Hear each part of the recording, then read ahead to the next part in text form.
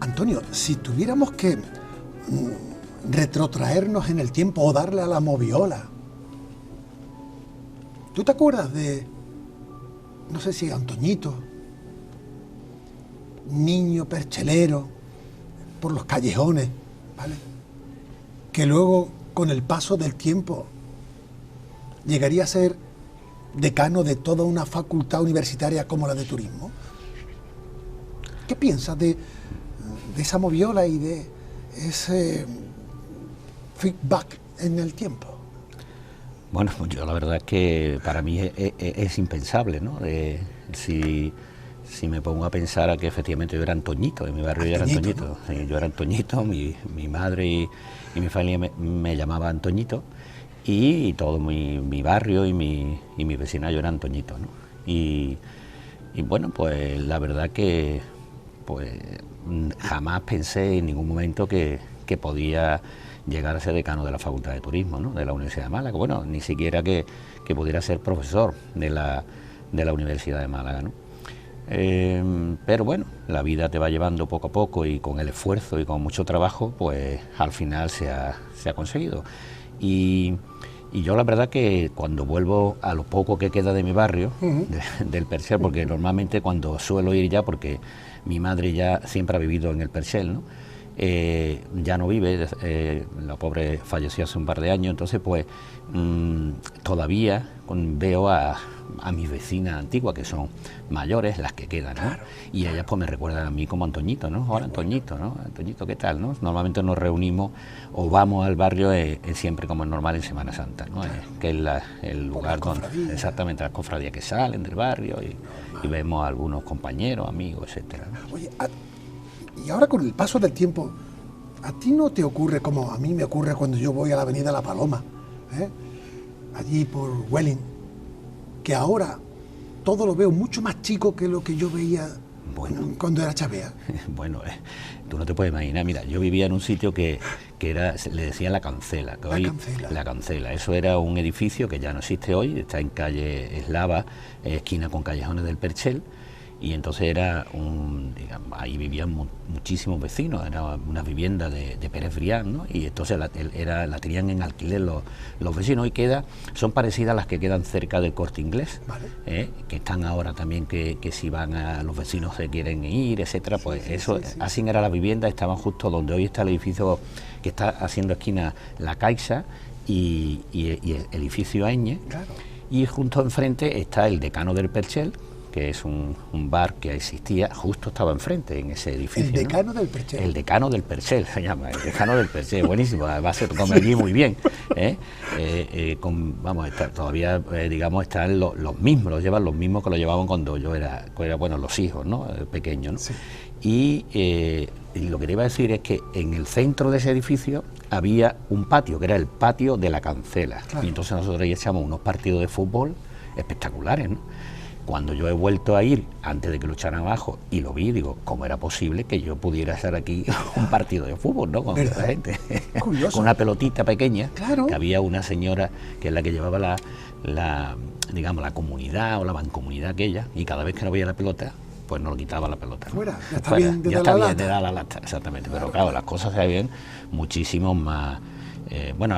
Lo que se puede ver del barrio, porque prácticamente queda muy poco. Del barrio realmente queda calle Malpica, una parte, una acera de calle Malpica, calle Arco, calle Huerto de la Madera, claro. Parte de Huerto de calle Montalbán, y calle Ancha, algunas zonas, porque la mayoría ya está todo rehabilitado o han hecho edificios nuevos, etcétera, ¿no?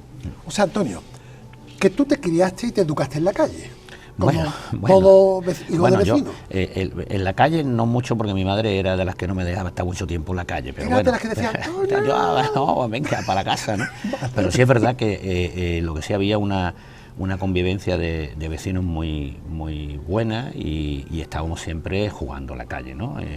Al colegio, que era, y después cuando salíamos, pues efectivamente nuestros juegos estaban siempre en la calle. Mi calle además era una calle en donde estaba la Aurora, que era hoy por hoy es que yo, ahora mismo la recuerdo, ¿no? Después estoy hablando y la recuerdo cómo era donde estaba la fábrica Larios. Hoy está el centro comercial Larios, pero ahí estaba la Aurora, que era donde estaba la factoría de Larios, ¿no? Realmente, ¿no? Y enfrente de nuestra calle, bueno, estaban los callejones del Perchel, y ahí había, digamos, el arroyo del Cuarto, que no había nada, que es lo que comunicaba, hoy se llama también arroyo del Cuarto, comunicaba con lo que es la avenida Andalucía, el puente de las Américas. Y el Paseo de los Tilos, y ahí existían muchas empresas, bodegas de Málaga, antiguas bodegas, ¿no? Existían, y también empresas de aceite, y era una zona, digamos, la parte final del Perchel que lindaba con los talleres de la Renfe, y ya la Renfe, ¿no? De actividad casi industrial. Sí, es una actividad bastante... entonces, lo que te iba a comentar, entonces claro, nosotros bajábamos a la calle, pero no nos dejaban de salir del territorio, ¿no? Exacto. Un territorio acotado. Exacto. Y como siempre digo yo, en el momento que te salías del territorio no había internet, pero llegaba a tu casa y ya tu madre se había enterado. Eso era ya la frontera. Se había enterado, tú has salido del territorio, ¿no? Claro. Entonces, digo pues, eso porque hay que ver los tiempos, ¿no? Antes, la calle, el barrio, la vecindad educaba. Claro. Entre todos, había una complicidad, ¿no? Y todos éramos hijos de vecinos y de condición humilde, y entre todos había que protegerse de los tiempos. Hoy la calle es otra historia. Sí, hoy la calle es otra cosa. Hoy no sé si hay vecinos, bueno, que esa es otra. Bueno, yo vivo en un sitio que de verdad tengo vecinos excelentes, ¿no? Tengo la suerte de tener, pero es verdad que ahí hoy por hoy lo que es la vecindad y la solidaridad entre los vecinos ha desaparecido, ¿no? Entonces, muy poco. Hay veces que te subes en un ascensor, vas con alguien, buenos días, buenas tardes, vive en el mismo sitio, no sabe ni quién es, ni cómo es, como mucho lo ves en las reuniones de comunidad, ¿no? Si es que va, ¿no? Totalmente. Y entonces, pues, antes los vecinos, las vecinas, ¿no? Era un aspecto fundamental, ¿no? De nuestra, vamos, de hecho yo... El día a día, yo visitaba la casa de los vecinos, incluso mi padre que compró, fue de los primeros que compró un televisor. Don Antonio. Don Antonio, claro.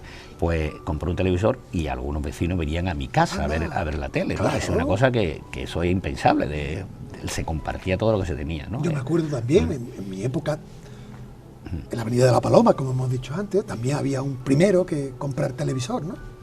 Era Juan Soto. Y él tenía tanta generosidad que disponía de una habitación, no ya para él, sino para los vecinos. Claro, para que se vea la tele. Claro, en blanco y negro. Sí, Luego ya vino las rayitas. Nosotros teníamos una vecina que venía todas las tardes, a partir de las 7 o las 8, pegaba, se sentaba allí con nosotros, veía la tele hasta que terminaba, con total naturalidad. Es una complicidad entre los vecinos muy grande, ¿no? Condición humilde, condición de barrio, condición de perchelero, ¿verdad? Antonio, tu padre, tu madre Teresa, tu padre carpintero fino o ebanista. Ebanista, sí, era un artista. Sí, él era la verdad que él era una persona con muchísimo conocimiento del tema de la madera, claro. Y entonces pues trabajaba en una empresa que era Gros y Bolin, y entonces pues en esa empresa Gros y Bolin, sí, porque era Adolfo Gros y Victoria Bolin, claro. Eso era la familia, y entonces hicieron una empresa Gros y Bolin, y él era el encargado de la carpintería, ¿no? Claro. Y entonces pues hicieron bastante, de hecho la empresa salió hace poco en prensa como Victoria Bolin, como una digamos, un referente de empresaria de hace muchísimo tiempo, ¿no? Y entonces salió una foto del periódico que me llamó la atención, un compañero me la mandó, de mi padre con todo el equipo de banistas, ¿no? Entonces indicando pues todo lo que habían hecho.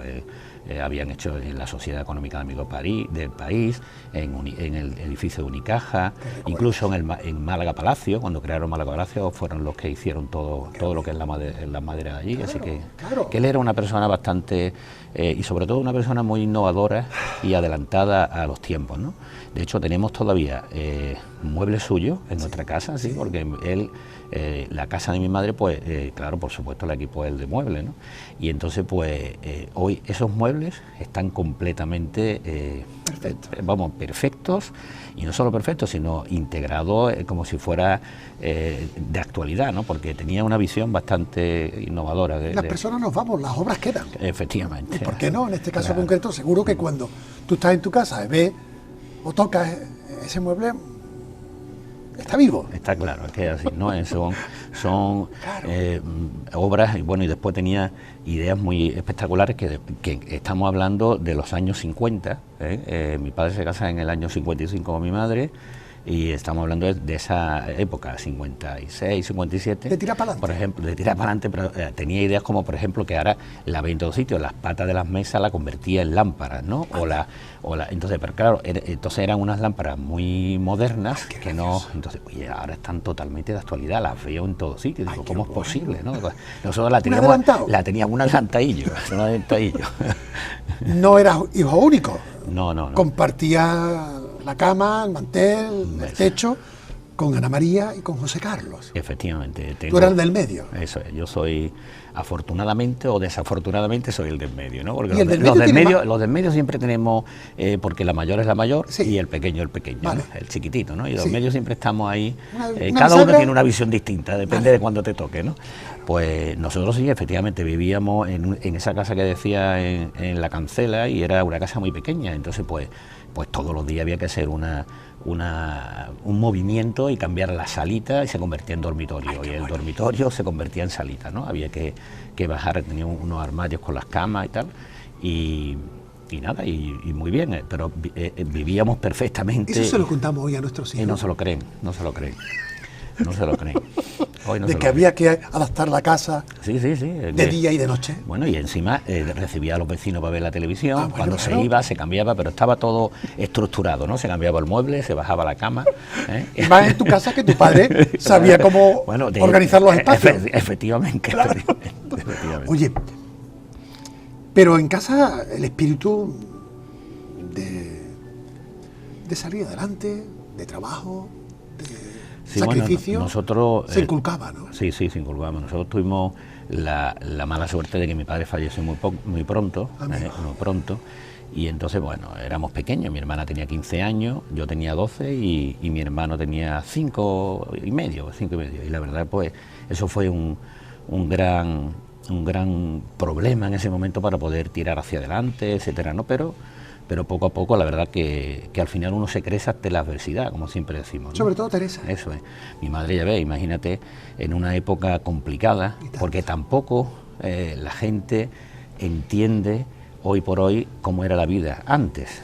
Solamente y yo la he vivido muy poco tiempo, muy pocos años, ¿no? Claro. Pero cuando la recuerdas es cuando dices tú, qué cosa más oscura, ¿no? Qué problema. Entonces, antes el tema de la viuda era el velo, todo vestido de negro.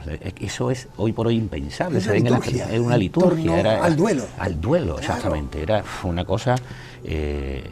Había, incluso cuando fallecía antes, hacían esquelitas que se le mandaba a la gente. Tenía que, como si fuera la primera comunión con la estampita, pues exactamente. Yo me acuerdo de cuando iba el cura a casa. Sí, bueno. Eso con los monaguillos. De amarillo. De ahí viene el color gafe. Efectivamente. O cuando los coches caballos antiguos, algunos me acuerdo yo todavía en el imaginario.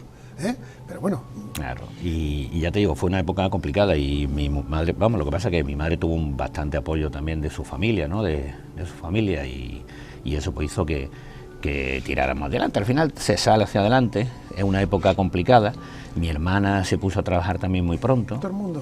Era para adelante, claro. Yo también. Mi hermano no, que era un pequeño, ¿no? Pero en aquella época, pues, empezamos a trabajar muy rápidamente. Sí, pero antes pasaste por el colegio de la señorita Loli. Efectivamente. ¡Hombre! Ese era nuestro colegio. La privada, ¿no? La privada, esa era la privada, que ni era privada ni era... Era lo que había. Era una casa, Claro. y en la casa la habían habilitado con mesas de colegio. Y una mujer educada. Y ya está. Y entonces pues tenía... Allí en el barrio había dos colegios, que era el de la señorita Loli y el de la señorita Paqui. Vale. Uno se llamaba San Pedro y Nuestra Señora del Carmen, Vale. y el otro creo que era, ya no me acuerdo el otro, de la señorita Paqui. Vale. No me acuerdo, ¿no? El nuestro era San Pedro y Nuestra Señora del Carmen. Entonces, claro, allí era... ejercían de profesores incluso gente que no era profesora, es decir, gente que lo que te enseñaba a leer, te enseñaba cultura. Claro. Vamos, sobre todo lo que hacía había disciplina. Exacto. Disciplina, vamos, brutal, ¿no? Sí. Había orden y demasiado orden, había, claro. Y leña, también había leña, ¿no? Entonces, que también es una época que me pilló muy poco, porque, bueno, yo era pequeño, no me acuerdo de demasiado de muchas cosas, pero ya cuando fallece mi padre, mi madre toma la decisión de matricularme en el Instituto Martirico. Y entonces cuando yo entré en un centro y creía que había entrado en la libertad, ¿no? De aquí, digo, ¿esto qué es? Claro, ¿no? Donde a lo mejor no tienen que pasar lista. Exactamente, una cosa... O se va, se pasaba lista, había disciplina, pero no era tanto control. Pero no, era una cosa completamente distinta, ¿no? Completamente distinta. O sea, el bachiller... En Martirico, yo hice, porque yo soy de la época de ingreso primero, segundo, tercero, cuarto, quinto, sexto y COU, de ese bachillerato, ya antes del BUS, ¿no? Entonces yo hice ingreso y primero en el colegio de la señorita Albor y me examiné libre en Martirico. Vale. Me examiné libre. Entonces, yo hoy por hoy veo a un niño de esa edad, de 9 años, ir a presentarse a un examen libre al Quinto Pino, que estaba, imagínate, desde donde estamos, desde calle Arco, desde calle Ancha, que es la que conocerá más gente. ¿A los bomberos? A los bomberos. Y ponerte allí sin saber, en una lista, en unos puntos, llegar allí, examinarte todo un día entero de todas las cosas. Entonces yo, afortunadamente, aprobé primero y... completamente y no tuve ningún problema. Entonces yo entré en segundo de bachiller. En segundo de bachiller entré en el Instituto Martirico. Sí, pero y allí, tú no eras un escolar al uso. ¿Por qué? ¿Por qué no? Pues porque tenías que currar también. Bueno, sí, bueno, efectivamente, ya a partir, lo que pasa es que yo entré con 12 años en el instituto, que fue cuando murió mi padre. Mi padre muere en julio, el 4 de julio, y entonces yo el siguiente curso, ese curso, entré en el Instituto de Martirico. Y ya cuando tenía unos 15 años, pues fue cuando empecé a trabajar, ¿no? Trabajé, que yo siempre digo que fui periodista, ¿no? Porque repartía periódicos, ¿no? Periódicos.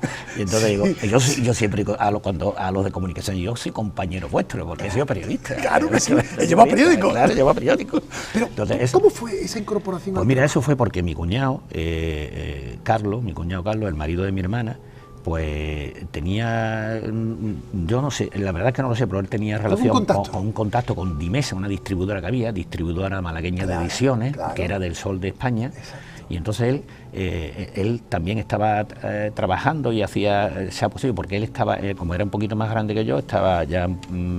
Con más responsabilidad. Me dijo, oye, mira, hay una plaza de repartidor y tal, ¿tú la quieres coger? Y digo, bueno, vale, pues yo tenía una bicicleta y empecé con una bicicletilla.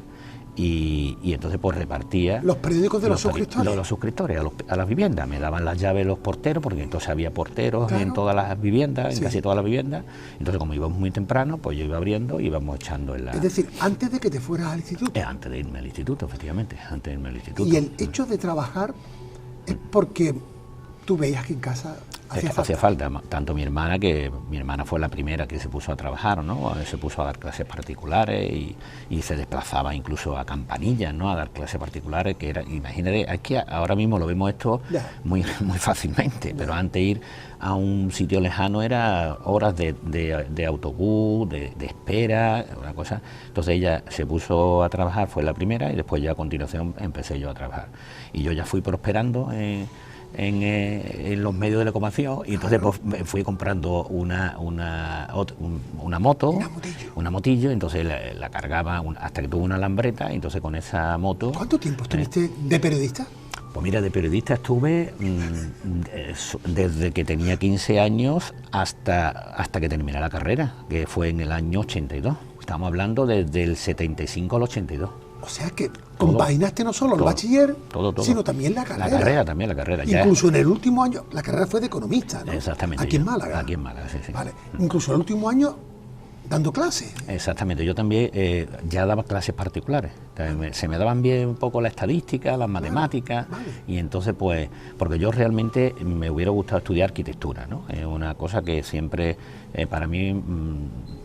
pero claro, en Málaga en esos momentos había exactamente, estaba medicina, estaba magisterio y que hoy es ciencia de la educación, ¿no? Y estaba económica y empresarial. Entonces pues mi madre me lo dijo, que esto es lo que había, que no podíamos. Entonces pues bueno, pues nada, pues me voy a económica, y la verdad no me arrepiento, ¿no? Pero que se me daban bien más o menos los numerillos, siempre se me han dado bien, ¿no? Entonces pues digo, bueno, pues venga, voy a y a partir de ahí pues me puse a dar clases a chicos que estaban en ese caso ya eran de BUP, ¿vale? Entonces daba clases de matemáticas, iba a las casas y daba clases particulares, todo en una economía sin fuera de juego, como decimos, ¿no? Que en ese momento, ¿no? Todo muy currado. Todo muy currado.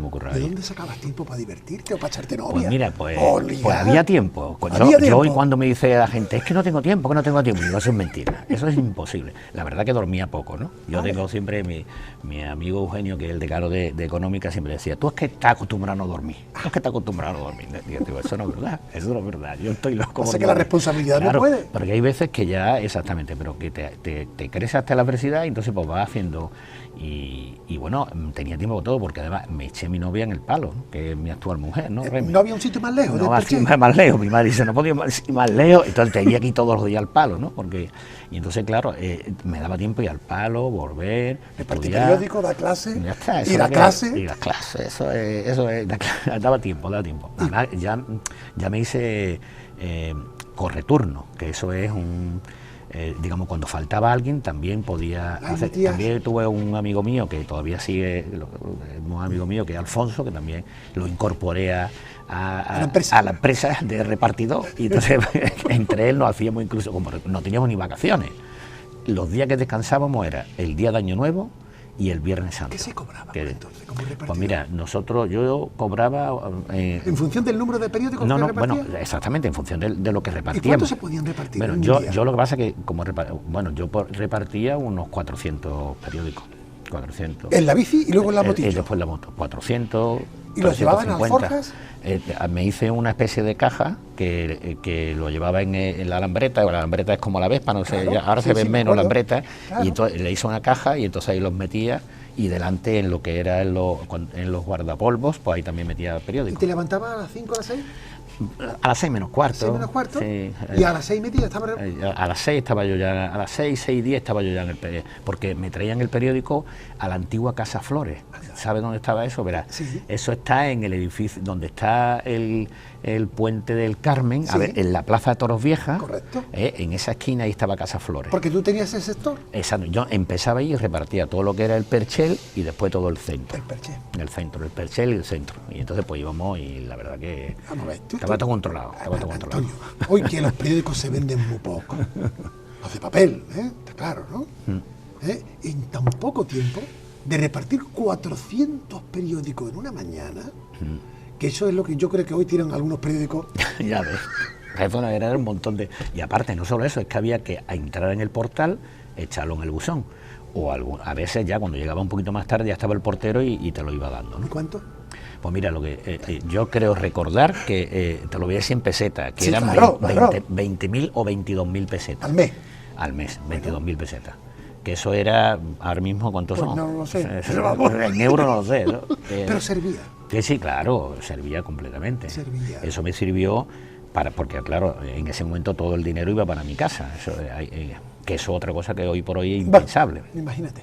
impensable, ¿no? Totalmente. Bueno, no sé, habrá familias también que También habrá de todo en pero esta no vida, es lo más habitual. en esta vida, o ya no estamos a lo mejor en ese entorno, a lo mejor hay familias que sí le puede pasar eso, ¿no? Pero Entonces, no contentos con el tema, una vez que sacan la carrera, empiezas ya a ver cosas un poquito más tangibles, ¿no? Creo que estuviste en empresas de laboratorio, ¿no? bueno, sí, también, no, porque también como por repartir, aprovechaba y entonces repartía también el laboratorio Andrómaco. Eso me salió por una prima mía, una prima hermana. Laboratorio farmacéutico, ¿no? Exactamente, farmacéutico, laboratorio Andrómaco. Entonces, pues, como ya repartía, ya era un especialista del reparto, que ahora se ha puesto de moda, ahora se ha puesto de moda después de tantos años.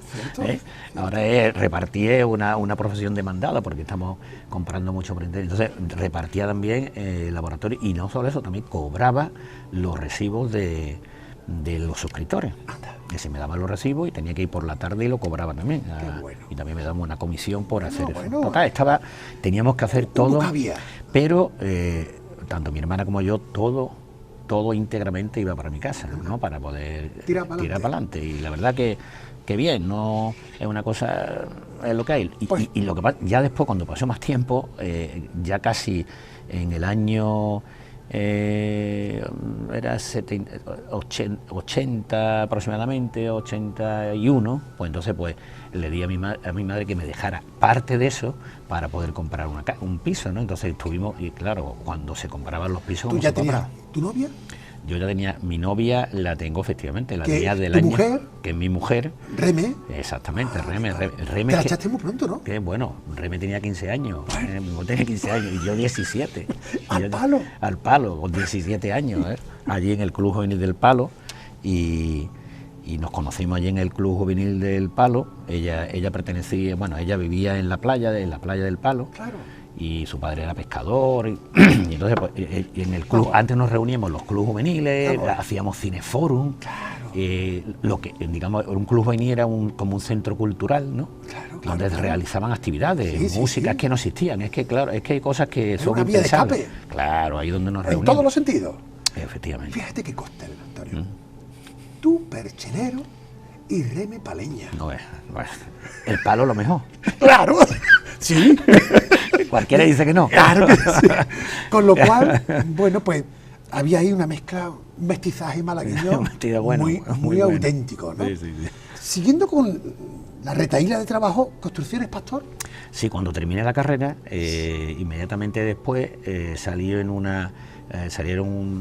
bueno, eso fue a través de una prima mía que estaba trabajando allí y dije, mira, ha salido una plaza aquí para trabajar y tal, y entonces pues... ¿Contabilidad? Bueno, yo lo que llevaba realmente no hacía contabilidad, lo que hacía es rellenar, cogía facturas y rellenaba unos estadillos con el plan contable para que después lo metiera el informático lo procesara. ¿Preparaba el documento? Preparaba el documento, porque antes había que prepararlo para meterlo a la máquina, porque estamos hablando de Claro. ¿Ese fue tu primer acercamiento a lo mejor al mundo de la informática? Ese fue el primer acercamiento. El preparar el documento claro, para mirar al informático. Porque yo en ese momento que de informática no había visto nada. Tampoco había tanto, ¿no? No. Estaba empezando la ten en cuenta que lo que estaba era la tarjeta perforada y ahora existía unos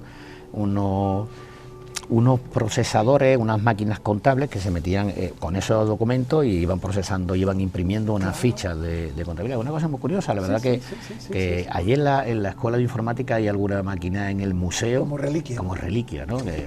Pero se hacía, con muy pocas K de memoria y se hacían. Y mira por dónde, que leyendo periódicos, porque tú serías un asiduo lector de periódicos, ¿no? Hombre.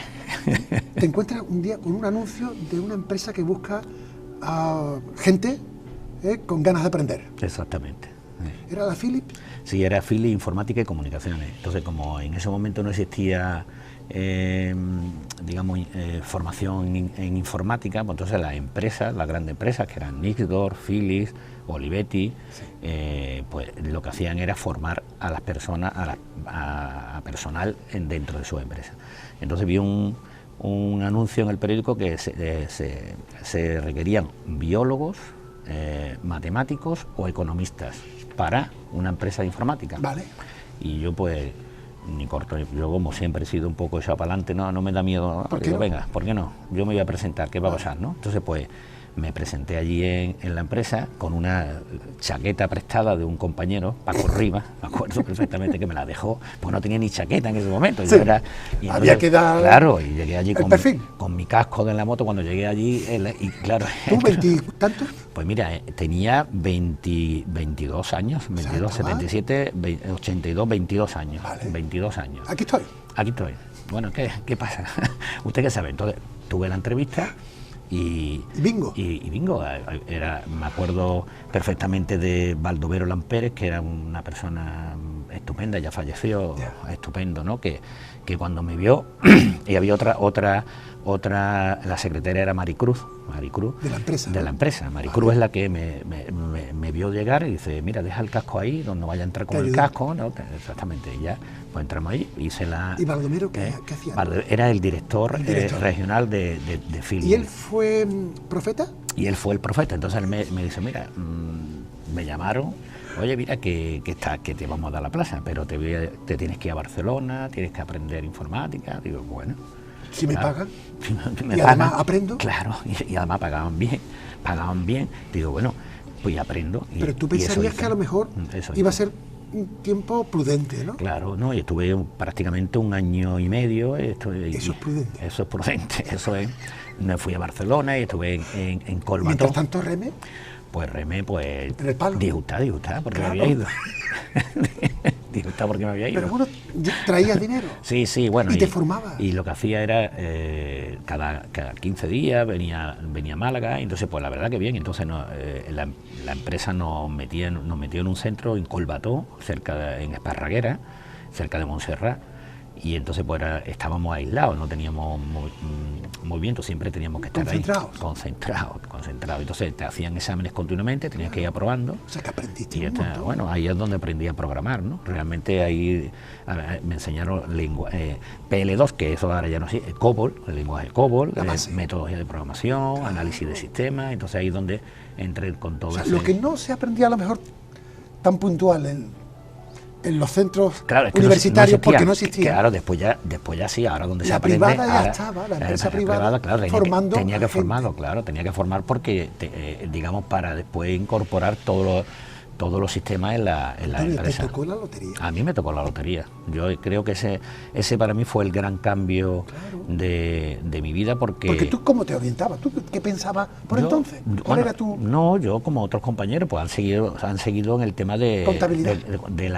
Bueno, no solo contabilidad, y también estuve pensando prepararme la oposición de inspección de Hacienda, inspector de Hacienda. Hay compañeros de mi promoción caballo y rey. Que de los que no hay económica y empresariales tiene una salida bastante amplia. Pero nunca el mundo de la informática. Bueno, nunca. Yo creo que yo soy de los pocos que, no sé si habrá alguien más, pero en mi promoción yo creo que no hay nadie, claro, y la gente muchas veces dice, bueno, mire tú, y yo realmente hoy por hoy sé mucho más de informática que de economía, ¿no? Es decir, lo que pasa es que es verdad que lo que me ha servido para posicionarme es el conocimiento entre la tecnología y la economía. Eso es lo que me ha servido, ¿no? Y eso es lo que incluso me ha servido para turismo, ¿no?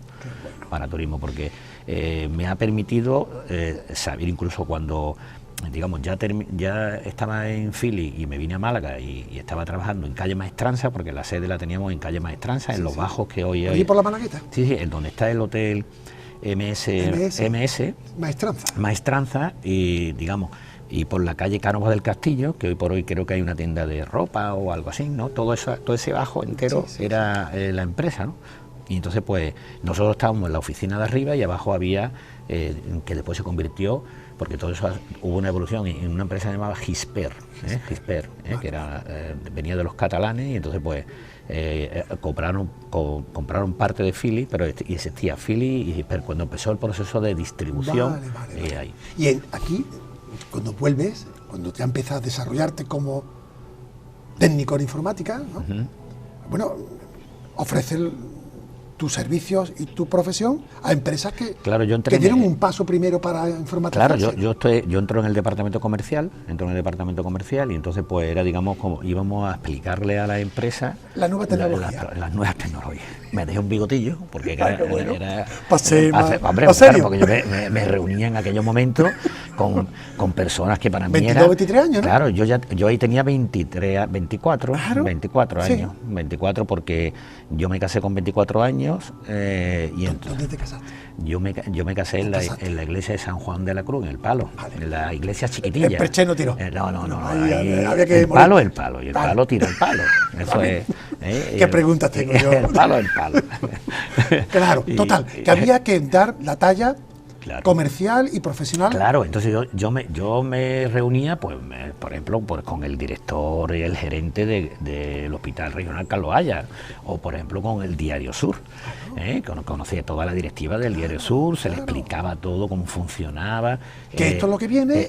Elisardo Sánchez, que hoy es Auren, Elisardo Sánchez, que antes estaba en la Alameda Colón al final, Alameda Colón, empresas, ayuntamientos, alcaldes, claro, era el momento en que todo el mundo quería incorporar la tecnología en su... Las computadoras. Eso, las computadoras. Entonces había compañeros, digamos, nosotros hacíamos la primera análisis del sistema, tal, y después ya ellos cuando adquirían los computadores ya empezaba la empresa, era enorme, funcionar con otros departamentos. Claro, con otros departamentos desarrollando o vendiendo. Pero tú abrías el mercado. Claro, yo abría ahí y estuve, vamos, la verdad que bastante bien, ¿no? Entonces, pues... Y ganando un dinerito. Claro, ahí nosotros ganábamos. Ahí Ya ganábamos, no eran ahí las ganábamos. 20.000 pesetas, ¿no?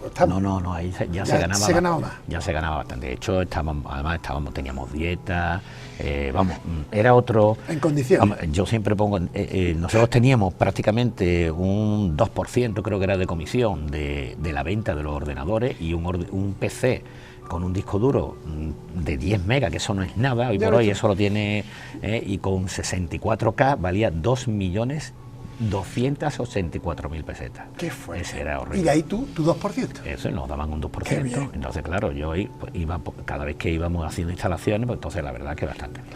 Entonces estaba bastante bien situado y lo que sí es verdad que era un trabajo con muchísimo estrés, porque la informática, y cuando ahora ya está como más extendido todo, la gente la maneja, pero antes no la manejaba tanto, los errores, ahí trabajábamos a destajo, días, tardes, noches, era tremendo. Pendiente de cualquier incidencia. De cualquier incidencia, ten en cuenta que nosotros instalamos, yo recuerdo que instalamos el Diario de Cádiz, hablando de prensa, el Diario de Cádiz, y tuvimos que... ¿Quién te iba a decir, Antonio? ¿Qué? Que de repartidor o de periodista Ya ves, de periodista. iba a ser informático Claro, yo ves. para los periódicos. Claro, bueno, y nos fuimos con la directiva del Sur, nos fuimos al Diario de Cádiz para ver toda la... Y al final instalamos el Diario Sur. Estamos hablando del año 80 y tanto, 60, y personal de la empresa Philips se integró en el Diario Sur, que ha estado trabajando bastante tiempo Qué allí. casualidad tiene la vida. Eh, Pero digo yo, el mundo profesional de la empresa, ahí está, te posibilita una proyección extraordinaria, pero surge la docencia. Claro, ¿no? Ahí también en este caso fue mi hermana y mi cuñado, que ellos siempre han sido profesores, ¿no? Sí. Estudiaron ciencia de la educación, maestro y tal, y entonces pues yo no sé cómo, la verdad me comentaron que habían salido plazas de la rama de formación profesional de tecnología informática de gestión. Anda ahí. Digo, bueno, Sería pues, de las primeras. de las primeras, sí, ya existía, ya digamos, se había creado el año anterior, estamos hablando del año 83, Vale. y ahí había un par de profesores, pero claro, cuando empezó con un primer curso, cuando empezó el segundo curso, boom. Entonces pues... Hacía falta gente. Entonces me fui a la delegación, eché los papelitos, pum, y me llamaron, y entonces entré en el Instituto Politécnico. Yo mi intención primera era... como siempre he ido llevando muchas cosas hacia adelante, ¿no? Pues entonces mi intención primera era estar en el instituto y seguir en la empresa, Compaginar. ¿no? Compaginar, porque...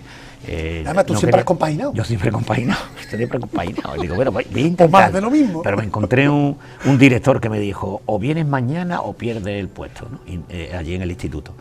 Y digo, bueno... Entonces, ¿Quién era el director? Bueno, ¿Qué te dijo? no vamos a nombrarlo. Vale, de acuerdo. Entonces me dijo, bueno, que no me daba ninguna opción, de ninguna. Lo mismo él O sí o sí. Lo mismo tampoco él tenía opción, que no es... Todo que esto todo es relativo. Entonces, digo, bueno, entonces me fui a la empresa y claro, y se lo dije a mi Después de que querido te habían Bardomero, y Bardomero le iba a entrar un ataque. Digo, pero esto no va a ser, esto no puede Que ser. aquí estabas metiendo además mucho dinero Y en la entonces, empresa. pero esto va a perder. Entonces tuve que tomar una decisión rápida y al final digo, bueno, pues Entonces yo estuve en el instituto y seguía ayudando en la empresa, Pero porque no de una manera tan... no, pero hasta que se pudo ya vale, organizar que hubo un todo. tránsito. Sí, un tránsito, y me quedé en el instituto, aunque digamos ya no estaba en la empresa, estaba en Correcto, el instituto. pero estaba ahí al quite. Y entonces pues... ¿Y por qué? ¿Por qué la elección de la docencia? Pues la verdad es que ¿Qué fue lo que a te mí motivó? a mí me gustaba siempre dar clases, ¿no? Y me gustaba la docencia, ¿no? Entonces y la verdad que desde entonces la docencia para mí es una cosa... Yo nunca pensé hasta que ya realmente no entré. Bueno, ya había dado clase... particulares. Claro, yo había dado clases ya particulares, tenías. pero no era lo mismo. Cuando ya, digamos, yo decidí en ese momento, porque también hablé con mi hermana, con mi cuñado, con mi mujer, y decía, bueno, ¿qué hacemos? Digo, mira, lo que tú quieras, ¿no? Digo, bueno, pues yo me voy a arriesgar. Entonces me voy a meter en la enseñanza. Un reto más. Ya está, y entré.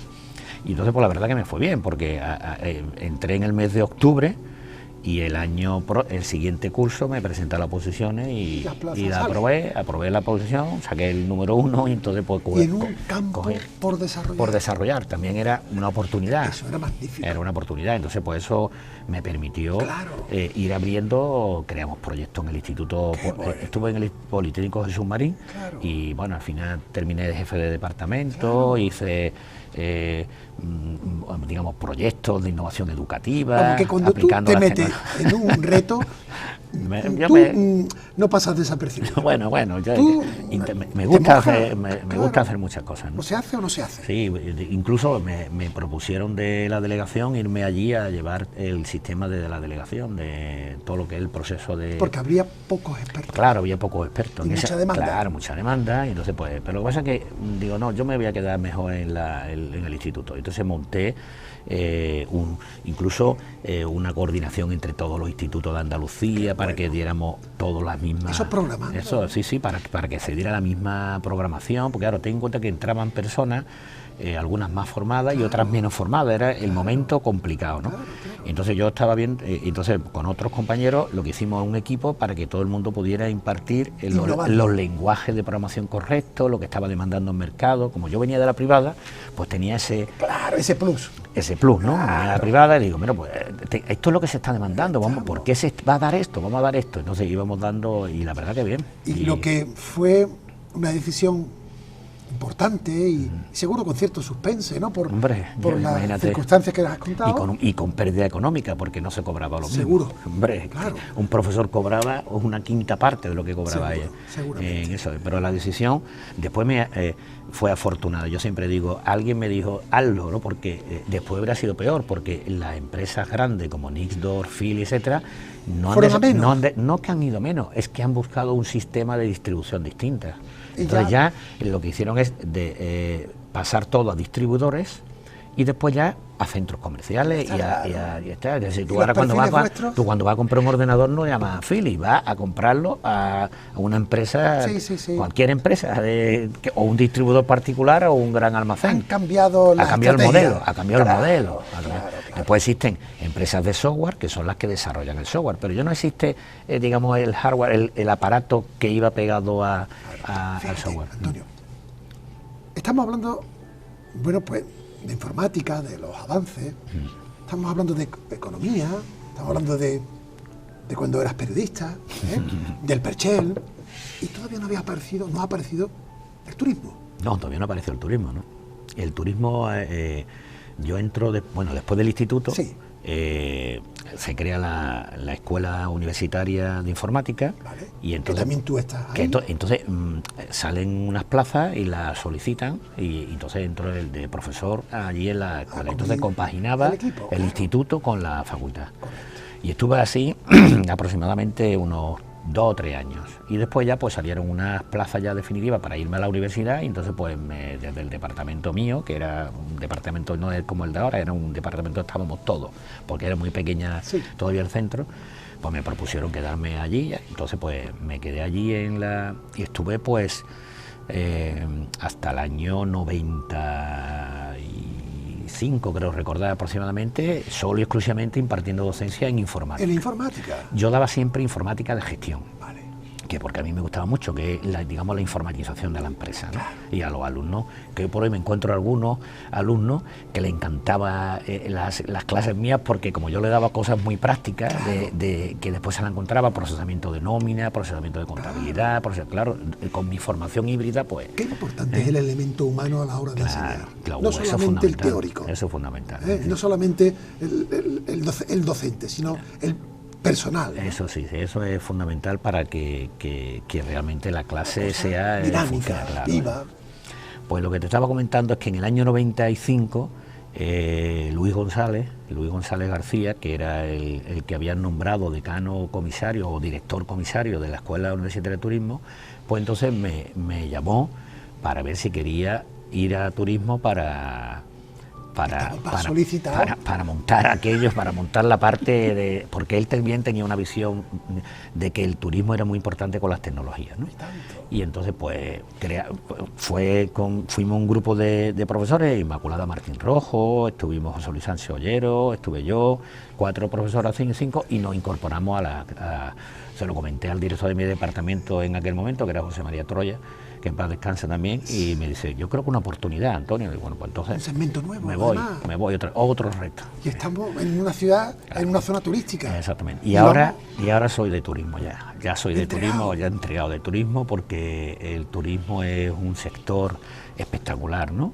Porque tú entraste en la facultad en el 2010, luego vino la facultad. Exactamente. No, yo entré en el año 95 en la Escuela Universitaria de Turismo. Okay. Y después, en la Escuela Universitaria de Turismo, cuando cambia digamos, cuando entra el Bolonia, en el 2010, todos los porque antes existía el turismo, como siempre, lleva un retraso espectacular en la universidad, ¿no? Sí. Entonces, todo se convierte en grados, o sea, desaparecen lo que son las diplomaturas y la licenciatura, y entonces todo se convierte en grados. Y entonces, en el 2010, se crea la Facultad de Turismo. ¿Vale? Entonces, hay como una especie de trasvase, ¿no? Lo único que hay es que cambia el centro, claro. Y entonces pues lo que hace es que tiene que cambiar el plan de estudio y pasarlo de 3 años a 4 años. Entonces ahí en el 2010 se crea la facultad, y ya en el 2012 es cuando me presento decano, y es desde entonces cuando soy decano, que hace 10 años que soy decano. Entonces, pero todo este proceso a mí me ha digamos, el turismo lo he ido aprendiendo desde el conocimiento y la relación con la tecnología. Entonces yo siempre recuerdo que en el año 99, fíjate, en el año 99 sí. Montamos el primer congreso de turismo y tecnología de la información, en el año 99. ¿Ha llovido? ¿O poco? Ha llovido, y lo montamos en el Hotel Barceló. Y entonces en ese momento me traje yo a un montón de gente de tecnología, y entonces Internet estaba empezando. Entonces en ese congreso, en una de las intervenciones mías, dije que Internet iba a revolucionar el turismo, que íbamos a cambiar el modelo de comercialización. Y en el 99. En el 99, que eso está. Y un grupo de hoteleros de AECO en ese momento dijo que que yo no sabía ni por dónde hablar, de lo que estaba hablando. Muy bien. De lo que estaba hablando. Vale. Fíjate tú, en ese momento estamos hablando, digamos, ahora mismo es como si estuviéramos hablando del metaverso, ¿vale? Entonces, ahora hablamos del metaverso y la gente dice, ¿pero qué estás hablando? Lo que no sabemos, lo que va a ocurrir o qué va a pasar con esto que está digamos, con esta tecnología que está cambiando, ¿no? Pues Internet, en ese momento del año 99. Por eso digo que yo me metí en turismo y ya me metí a fondo, ¿no? Y esos mismos... Un campo virgen. Claro, pero esos mismos, por ejemplo, empresarios, lo bueno del turismo es que, como es tan dinámico, la gente también es muy dinámica. Al cabo de 3 o 4 años me llamaron para que lo formáramos, y entonces mi departamento estuvo formándolo a todos en Internet, en comercialización. ¿Por qué? Porque era la base, y hoy por hoy ya es que no hay ni que decirlo, ¿no? Pero fíjate lo que la historia dice ya. Yo como cuando me meto en un campo, pues me gusta muchísimo, me he ido informando de todos los segmentos, de todos los...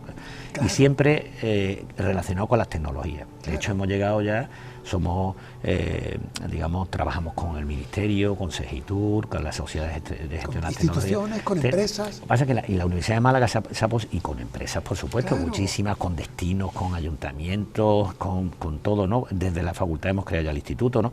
Que tiene también otro ámbito, que no son tecnológicos, también tienen otros ámbitos, ¿no? Porque hay muchísimos profesores de otros ámbitos. Pero vengo a referirme que si te pones a pensar un poco en cómo, digamos, en la Universidad de Málaga nos hemos posicionado en todo eso, es porque no solo por mí, sino por el equipo de gente que hemos entrado en un ámbito que otros centros no se han posicionado. Seguro. Con lo cual, ¿qué ocurre? Pues somos, digamos, más disruptivos, ¿no? En los planes de estudio. Antonio, es que en tu caso personal y luego en tu dimensión como decano, de la Facultad de Turismo se juega con ventaja. ¿Por qué?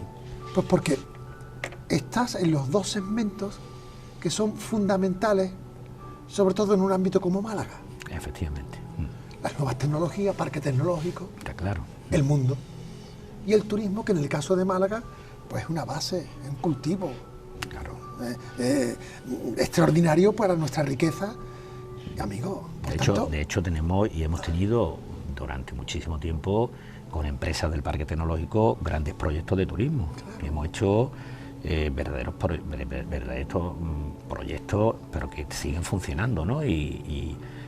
Ahora mismo, por ejemplo, también pertenezco a Corporación Tecnológica de Andalucía, que es una fundación público-privada de grandes empresas, ¿no? Y yo llevo la parte de turismo y ocio, ¿no? Entonces, pues hacemos proyectos con empresas que van desde, yo qué sé, de la gestión de productos turísticos, de hecho ahora se ha puesto muy de moda los marketplace, ¿no? Ahora ya es que yo cuando veo este tipo de cosas digo, hay que ver lo que se ha corrido. Claro que se ha corrido, porque cuando hablamos de marketplace, hace 20 años, 15 años, yo ya me pierdo con los años, ¿no? Sí. Pues la gente decía, pero esto ¿cómo hace? Eso es imposible, ¿no? Que son los mercados virtuales. Y hoy ya la gente está acostumbrada a comprar directamente por los marketplace, ¿no? Claro. Y en turismo pues pasa exactamente igual, ¿no?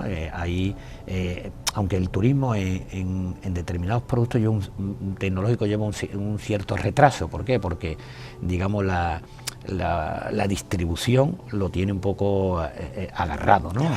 Bien agarrado, para ¿no? Marcar los tiempos. Para marcar los tiempos, para que no se escape, ¿no? Exacto. Para que no se escape, ¿no? Pero eso poco a poco va cambiando, ¿no? Y llegaremos a los marketplaces también turísticos, ya existen algunos en el mundo. Y qué bueno, Antonio. Sería la Facultad de Turismo de las primeras de España, ¿no? Pues mira, sí, fue de las primeras de España y además de las primeras que participamos en la creación del libro blanco de los estudios de turismo, y ahora de hecho estamos liderando un nuevo cambio, ¿no? Que hemos creado, yo presido la conferencia de decano y decanas de turismo de España, ¿no? Claro. Y entonces pues ya hemos tenido durante este curso académico una serie de análisis y de estudios para saber por dónde va el turismo, y entonces ahora durante este próximo curso queremos cambiar todos los planes de estudio de España, ¿no? Porque hay que cambiarlo, ¿no? Aprovechando que estamos en tiempos convulsos, ¿no? Donde todo está cambiando. ¿Por dónde va a ir el turismo después de lo que está cayendo? Bueno, ¿por dónde? ¿A qué te refieres? Porque el futuro, los modelos están cambiando. Bueno, lo que antes era la última hora, el último vuelo, la última contratación que era muy barata, hoy nos metemos y es lo más caro. Es lo más caro, claro, no, es que las conductas. Sí, todo cambia. Está las cambiando. Exigencias. Sí, por eso digo que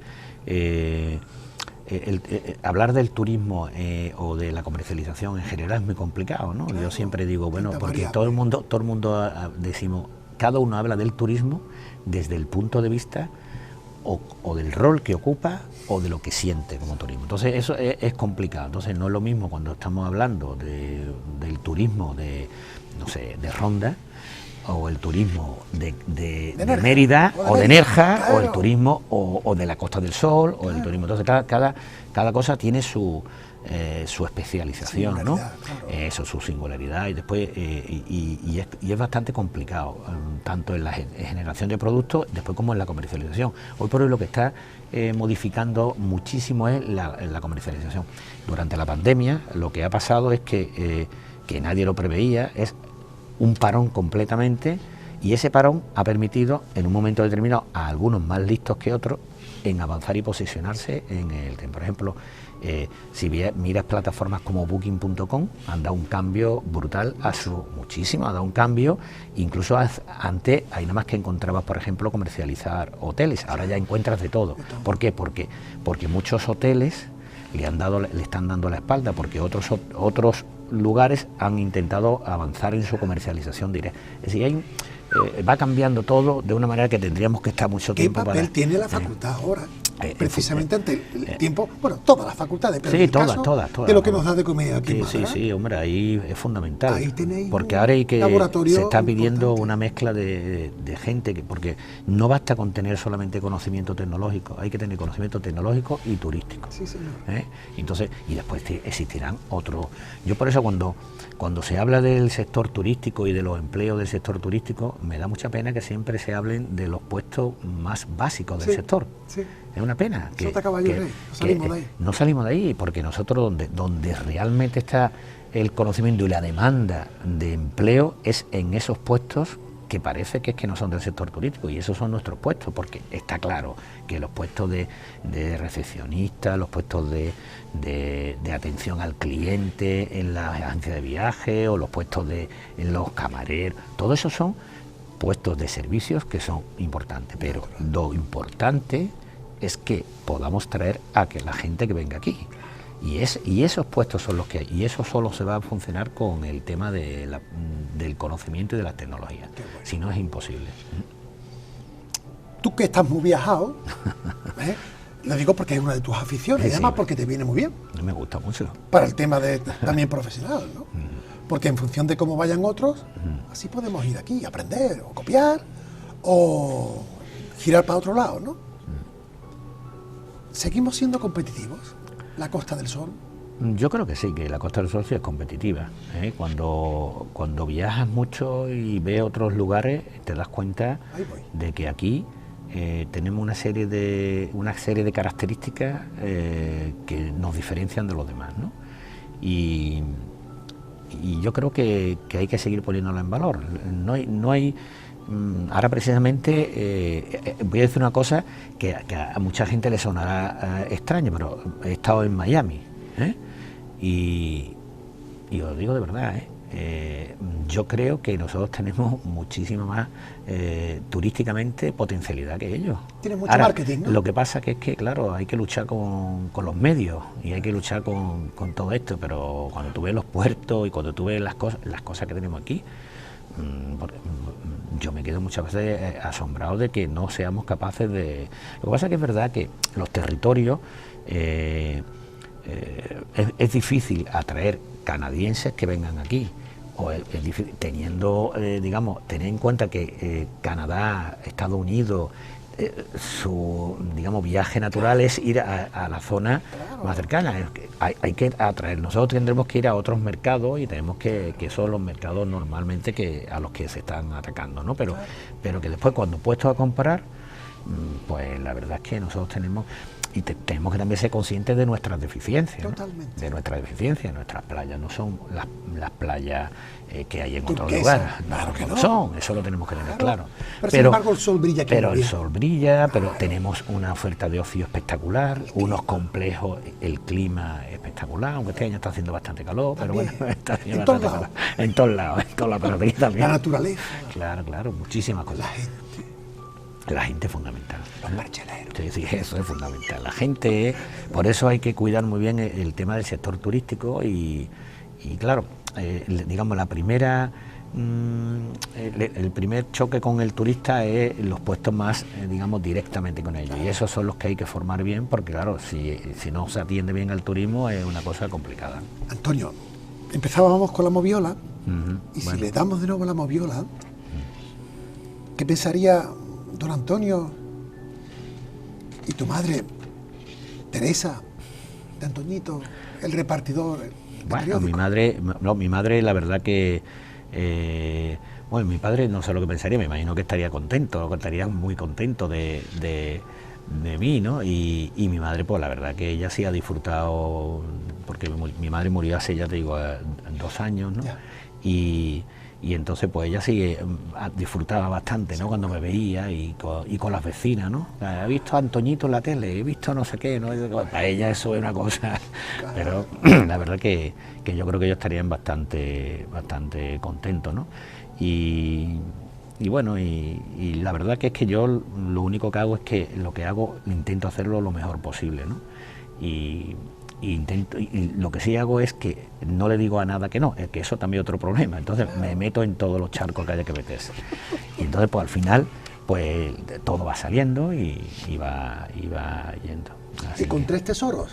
Efectivamente, bueno, dejé con la paleña, con mi mujer, que además es encantadora y estupenda, ¿no? Con Reme, pues hemos tenido 3 hijos, ¿no? Que son Antonio, que ahora es profesor de educación física, bueno, ya aprobó está destinado ahora mismo en los barrios, ¿no? En Cádiz. Cádiz se ha metido dentro de mi vida, porque mi hijo mayor, Antonio, y mi hija pequeña, Luna, también está en Jerez, ¿no? Está en Jerez, también ella es profesora de administración de empresas, y mi hija Alba, una maravillosa diseñadora, estudió Bellas Artes, y es yo creo que es de la que más ha sacado de mi padre, ha heredado ese diseño, ¿no? De hacer las cosas, la creatividad. Sin embargo, ningún informático. Ningún informático. ¿Y eso Ya cómo está, puede ser? pues eso, pues eso es lo que hay. Eso es lo que hay. Pero tengo 2 profesores y a la diseñadora, ¿no? Sí. Así que son, ya te digo, Alba, Luna y Antonio. Son Y eso 3. que tú querías ser arquitecto. Eso que yo quería ser arquitecto, mira cómo he terminado. Pero que te quiten lo bailado. Sí. Y proyectos todos. Claro. Y para adelante. Claro, yo no soy arquitecto, pero como entra un albañil en mi casa, sufre conmigo, ¿no? Porque digo, oye, eso no se hace así, de esa manera. Qué bueno. Porque también es verdad que, por ejemplo, mi hermano, que además mi hermano excelente, ¿no? Es técnico de la empresa Fujitsu, ¿no? Y es un gran manitas, ¿no? Pues, pero nosotros por la necesidad hemos tenido que aprender a hacer todo ese tipo de cosas, cuando no había más remedio, ¿no? Entonces, es lo que pasa, que ha estado más tiempo que yo, porque a mí me pilló con 12 años, y él era pequeño, ¿no? Entonces él ha estado más tiempo en casa de mi madre, entonces todos los que arreglábamos todas las cosas que pasaban en una casa somos nosotros, ¿no? Entonces hemos ido y nos metemos y a mí se me ha metido el tema de la arquitectura, y ya te digo, cuando llega alguien a casa, digo... ¿Y tú que tienes olfato de nacimiento? Y que ya viste por dónde iba ardiendo el puro de salir adelante y con lo que se avecinaba en el mundo laboral, ¿qué es lo que se atisba por tu sensibilidad como salidas profesionales futuribles? Hombre, yo creo que aquí va a haber un conjunto de puestos de trabajo que siempre van a estar manteniéndose desde mi punto de vista, y que ahora, hoy por hoy, la mayoría de la gente no lo quiere desarrollar, que si hablamos del sector turístico estamos hablando de los puestos bases, ¿no? Falta demanda. Pero ahí hay que reflexionar. Yo estoy también con la mesa del turismo intentando dignificar esos puestos, no solo dignificarlos, retribuirlos, su horario, yo siempre regularlos con...